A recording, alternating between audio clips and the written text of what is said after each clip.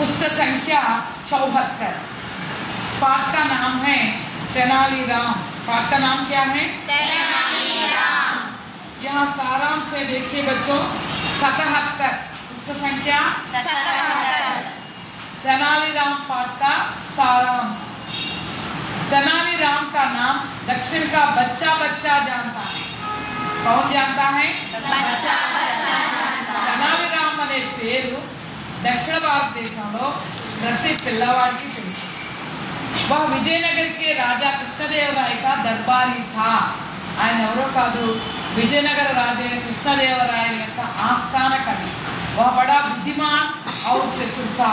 చాలా తెలివిగలవాడు, చాలా చతురుడు అంటే బుద్ధిమంతుడు, తెలివిగలవాడు। एक बार राजा कृष्णदेवराय किसी कारण तेनालीराम पर नाराज हो गए। ఒకసారి కృష్ణదేవరాయలు ఎందుకో తెనాలిరామ్ మీద చాలా కోపం వచ్చేసింది। ఎవరికి కోపం వచ్చింది? ఎవరి మీద? उन्होंने तेनालीराम से कहा कि तुम मुझे अपना मुंह ना दिखाना।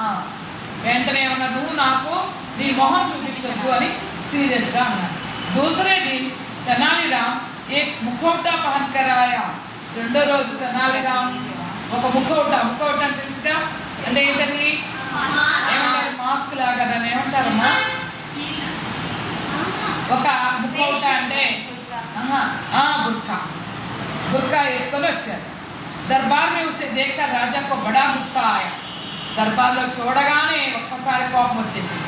लेकिन तेनालीराम ने कहा, आपने कहा कि मुंह ना दिखाना। మీరే కదండి అన్నారు మొహం చూపించొద్దని। आपने कब कहा कि दरबार में ना आना।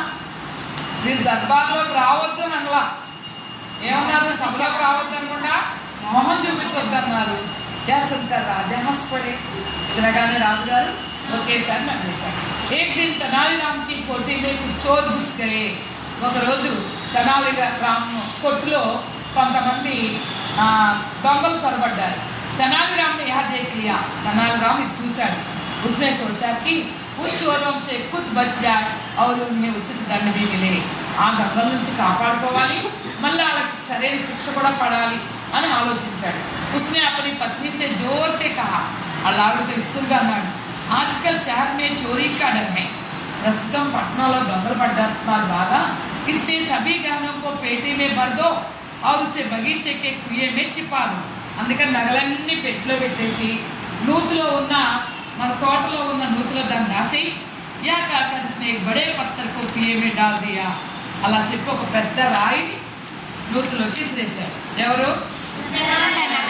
चोरों ने तेनालीराम की बात और कुएं में धड़ाम की आवाज सुनी। ఈ దొంగలు తెనాలిరామ్ యొక్క మాటలు విన్నారు, నూతిలో ధడాం అనే ఆ సౌండ్ కూడా విన్నారు। चोरों ने सोचा कि तेनालीराम ने आभूषण से भरे पेटी को कुएं में डाल रखा है। దొంగలు ఏమనుకున్నారు? తెనాలిరాము నగలతో నిండి ఉన్న ఆ పెట్టెను నూతిలో వేశాడు కాబోలు అనుకున్నారు। वे पेटी लेने के लिए कुएं से पानी निकालने लगे। అలా పెట్టి తీసుకోవడం కోసం నూతిలో నీళ్లు తోడసాగారు। पानी निकालते निकालते सवेरा हो गया। ఆ నీళ్లు తోడతా తోడతా ఉదయం అయిపోయింది, తెల్లారిపోయింది। तो चोर भाग गए। चोर क्या हो गए? दंगल भाग गए। इस तरह अपनी बुद्धिमत्ता से तेनालीराम खुद बच गया और बगीचे की सिंचाई मुफ्त में करवाई। చూడండి, తన తెలివితేటలతో తను స్వయంగా కాపాడబడ్డాడు। తర్వాత తోటలో నీళ్లు కూడా చాలా చవకగా, ఏ డబ్బులు కట్టకుండా తోట అంతా నీళ్లు పోయించేశాడు। हो गया बच्चों, धन्यवाद।